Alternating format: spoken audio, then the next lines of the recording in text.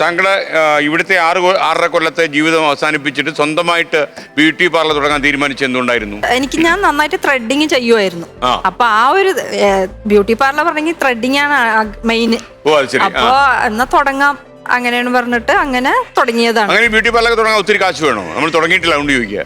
ഇല്ല, ചെറിയൊരു beauty parlour ഒക്കെ ആണെങ്കിൽ നമുക്ക് ഇപ്പൊ വീട്ടിലൊക്കെ ചെയ്യുന്നവരുണ്ട്, തട്ടിക്കൂട്ടി ചെറിയ അഡ്ജസ്റ്റ് ചെയ്തിട്ട് അങ്ങനെ തുടങ്ങണവരുണ്ട്. ഇത് എനിക്ക് ഭാഗ്യത്തിന് 5000 രൂപ വാടകയ്ക്ക് ടൗണിൽ തന്നെ ഒരു റൂം കിട്ടി. അപ്പൊ എത്ര ഒരു ഇനീഷ്യൽ ഇൻവെസ്റ്റ്മെന്റ് ആയിട്ട് എത്ര പൈസ വേണ്ടി വന്നു?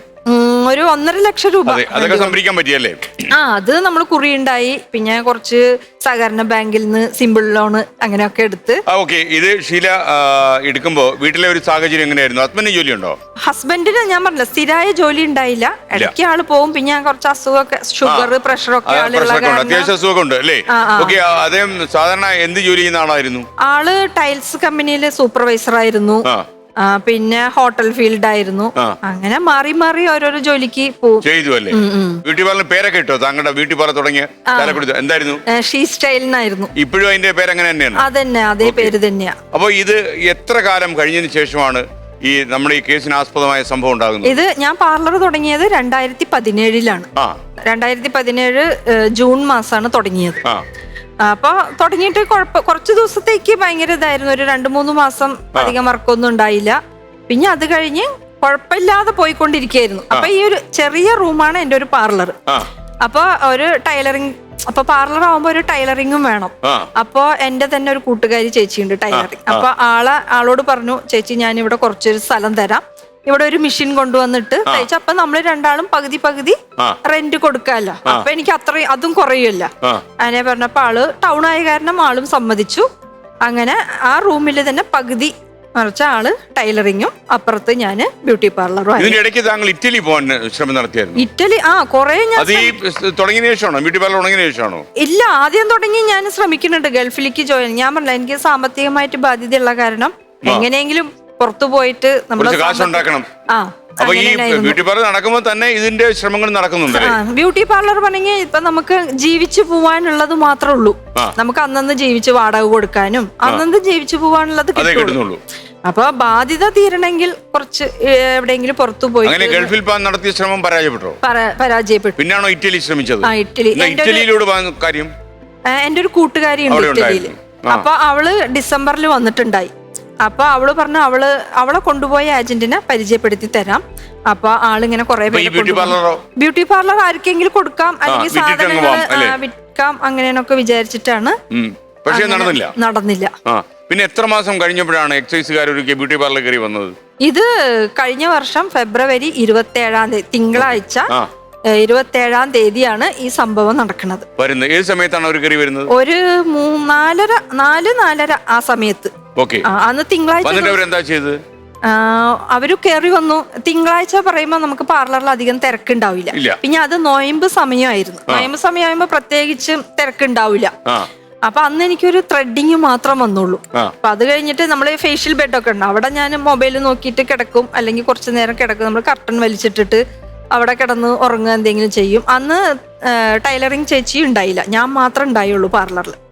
അപ്പോൾ ഞാൻ ഉച്ചയ്ക്ക് ഫുഡൊക്കെ കഴിച്ച് അവിടെ കിടക്കായിരുന്നു. കിടന്ന് കുറച്ച് കഴിഞ്ഞപ്പോൾ ഒരു 3:30-4 മണിയായപ്പോൾ കുറേ പേര് പാർലറിലേക്ക് അങ്ങോട്ട് കയറി വന്നു. അപ്പോൾ ഞാൻ പെട്ടെന്ന് ഞാൻ പതുക്കെ അങ്ങോട്ട് കണ്ണടഞ്ഞു പോയി, ഉറങ്ങായിരുന്നു. പെട്ടെന്ന് എണീറ്റ് നോക്കിയപ്പോൾ ഒരു രണ്ട് പേര് യൂണിഫോമിൽ, ഒരു ഓഫീസറും ലേഡി ഓഫീസറും യൂണിഫോമിൽ, പിന്നെ കുറേ പേര് സാധാ മഫ്റ്റിയിലായിരുന്നു. പക്ഷെ എനിക്കത് അറിയില്ല, അത് പോലീസാണെന്നാണ് ഞാൻ ആദ്യം വിചാരിച്ചത് കയറി വന്നപ്പോൾ. അപ്പോൾ എന്നോട് ചോദിച്ചു, ഷീല സണ്ണി അല്ലേന്ന് ചോദിച്ചു. ഞാൻ പറഞ്ഞു, അതെ സാറേ, ഇവിടെ മയക്കമരുന്ന് ബിസിനസ് ഉണ്ട് പറഞ്ഞിട്ട് ഞങ്ങൾക്ക് ഇൻഫർമേഷൻ വന്നിട്ടുണ്ട്, അപ്പോൾ ഞങ്ങളത് അന്വേഷിക്കാൻ വന്നതാണ് പറഞ്ഞു. അപ്പം ഞാൻ പറഞ്ഞു, അയ്യോ അങ്ങനെയൊന്നും ഇല്ല സാർ, ഇത് തുടങ്ങിയിട്ട് 7 വർഷമായി, അങ്ങനെയൊന്നുമില്ല, ആരെങ്കിലും വെറുതെ വിളിച്ച് പറഞ്ഞതായിരിക്കും, ഇവിടെ അങ്ങനെ ഒരു ബിസിനസ് ഒന്നും നടക്കണില്ല, നിങ്ങളിപ്പോൾ എവിടെ വേണമെങ്കിലും അന്വേഷിച്ചോളൂ, അങ്ങനെയൊന്നും ഇല്ല എന്ന് പറഞ്ഞു. അപ്പോൾ ആ ഓഫീസർ പറഞ്ഞു, ഞങ്ങൾക്ക് എവിടെ അന്വേഷിക്കണ്ട, ബാഗിലും വണ്ടിയിലും ഉണ്ടെന്നാ ഞങ്ങൾക്ക് ഇൻഫർമേഷൻ വന്നിട്ടുള്ളത്. അപ്പോൾ ബാഗ് എവിടെയാണെന്ന് ചോദിച്ചു. അപ്പോൾ ഈ ഒരു ചെറിയ പാർലറിൽ അപ്പോൾ ഫ്രണ്ടിൽ തന്നെ ബാഗ് ഉണ്ടായി, ഒരു റെഡും ബ്ലാക്കും കളർന്ന ബാഗ്. ഞാൻ പറഞ്ഞു, ബാഗ് എടുത്ത് കൊടുത്തു. ആള് ബാഗ് എടുത്ത് വേറെ എവിടെയും അന്വേഷിച്ചില്ല, പാർലറിൽ ഇഷ്ടം പോലെ സ്ഥലമുണ്ട്, പക്ഷെ അവര് എവിടെയും അന്വേഷിച്ചില്ല. ബാഗ് എടുത്തു, ബാഗ് തുറന്നു, ആദ്യത്തെ സിബ് തുറന്നു, അതിൽ പേഴ്സ് ഉണ്ടായി. പേഴ്സ് എടുത്ത് നോക്കി, പേഴ്സിൽ 1250 രൂപ എന്തോ ഉണ്ടായി. പിന്നെ അതിൽ ആധാർ കാർഡ് അങ്ങനെയൊക്കെ ഉണ്ടായി, അതിലൊന്നും ഉണ്ടായില്ല. പിന്നെ ടിഫിൻ ബോക്സ് ഉണ്ടായി. രണ്ടാമത്തെ ഇതും തുറന്നപ്പോൾ അതിലും ഒന്നും ഉണ്ടായില്ല. അപ്പം രണ്ടാമത്തെ കള്ളിയിൽ സിബ് ഉണ്ട്, ഉള്ളിലൊരു സിബിൻ്റെ അതിൻ്റെ മുകളിൽ ചെറിയൊരു ഓട്ടയുണ്ടായി. അപ്പം എന്നോട് ഓഫീസർ ചോദിച്ചു ഇത് എന്താ ഓട്ടാന്ന് ചോദിച്ചു. ഞാൻ പറഞ്ഞു ഓട്ടയൊന്നും ഇല്ലല്ലോ സാറേ, എൻ്റെ ബാഗ് നല്ല ബാഗാണ്.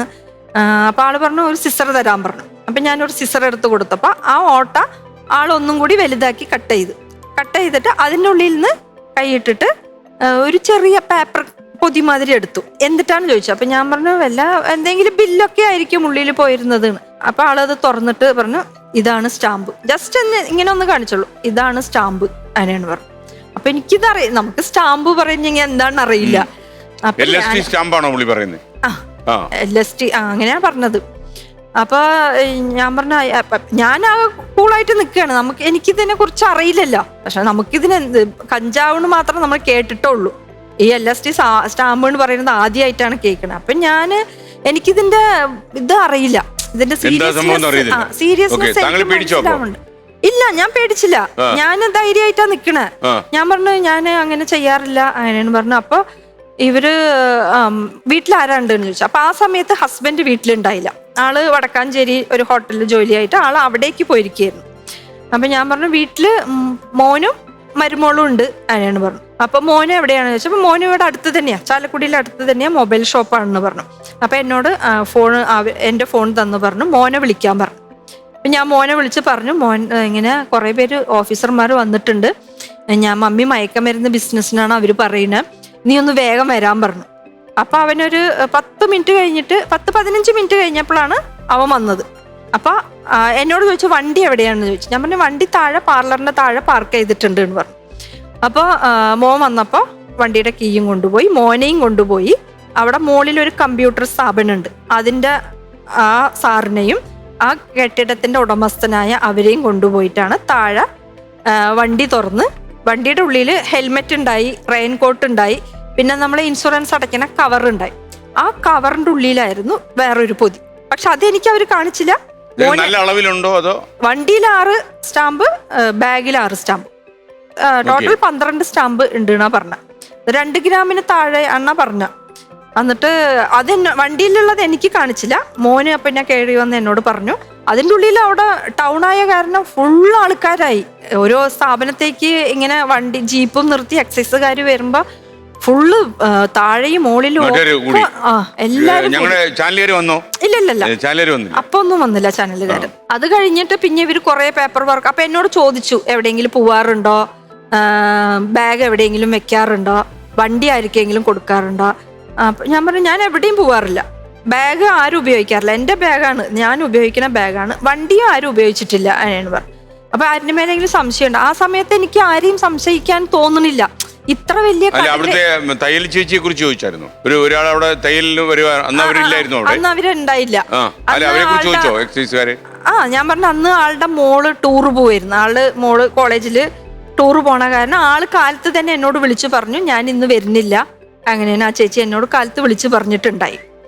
അപ്പൊ ആളില്ലാതെ കാരണം ആളെ ഒന്നും അവർ അന്വേഷിച്ചില്ല.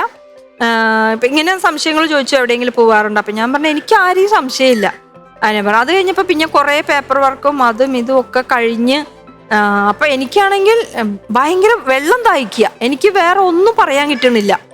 ഞാൻ കുറെ വെള്ളം കുടിക്കുക, എനിക്ക് കരയാണെന്ന് തോന്നണില്ല.